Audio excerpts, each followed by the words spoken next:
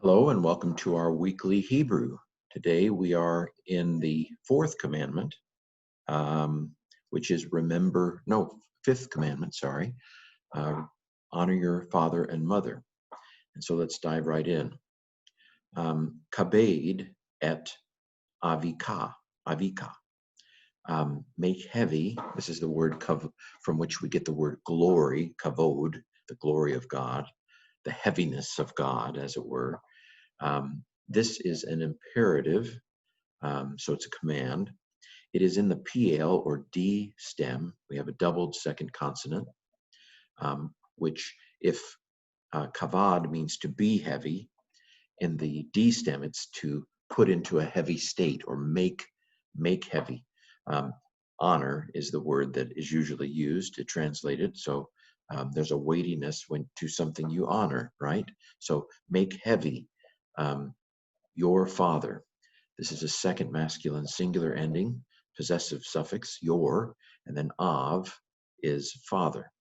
Abba, you know the word Abba, which is the father. Some have argued that it's a more familiar way of addressing a dad. Daddy is probably reading too much into it, I would say, but make heavy your father.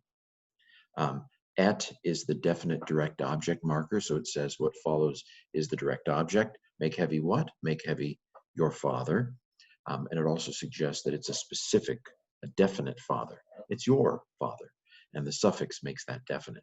So honor your father, ve'et imeka, and your mother. So there's your again, the ka, and then im is is mother. Okay, so make heavy your father and your mother, honor your father and your mother. Lema'an, in order that. So Hebrew doesn't have a lot of these sort of logical conjunctions. It tends to say and expect you to see what the logical relationship is. But here's one, in order that, a kind of purpose, expression of purpose, beginning a purpose clause. So why? Why would you honor your mother and your father? In order that, ya'a rikun, in order that might be long your days. Yameka. Again, ka means your, second masculine singular, also applies to women, however. Your days, and then yom is day, and then with the yod after the yom, we have a plural, days, so it's your days, so that your days might be long, al ha-adamah, upon the land, upon the ground. Adam is named from the ground, Adamah. Adamah is the dirt. And then Adam is the man who's made from, or the human, really, humans that are made from the dirt. Okay, so might be long. So with the yod on the front, this nun is a distraction. It's called a nun paragogicum, and it's just there for sound. It has no meaning whatsoever. Languages do those things. But the yod on the front and the sharuk on the end of this word say that this is a masculine plural, and days is masculine plural. So your days will be long. So it's a third masculine plural, or common plural. I think both masculine and feminine have the same construction here. It is imperfect. The yod on the front tells me it's imperfect. Whoops. So it's imperfect. It is third common plural from a rock. It's a long rock, a rock long. Anyway, however you want to remember, a rock means long.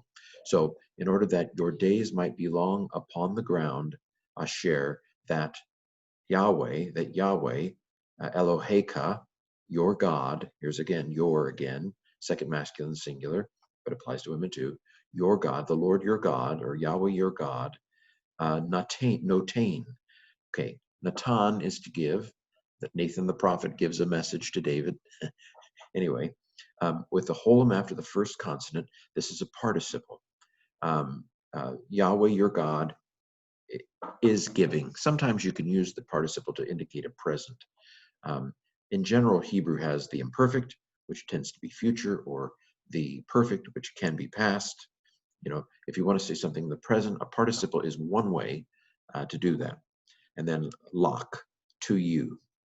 Now, lach, the ka, is actually usually second feminine singular. So that's kind of interesting. But we know the context here. It's giving to y'all. And then la means to. Okay? So make heavy your father and your mother. Honor your father and your mother, in order that your days might be long upon the land that the Lord your God is giving to you. Okay, well, that is the fifth commandment. The first four commandments were more focused on loving God.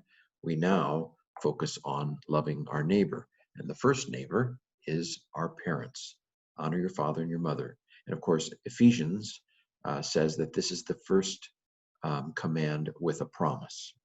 So this has been our Friday Hebrew.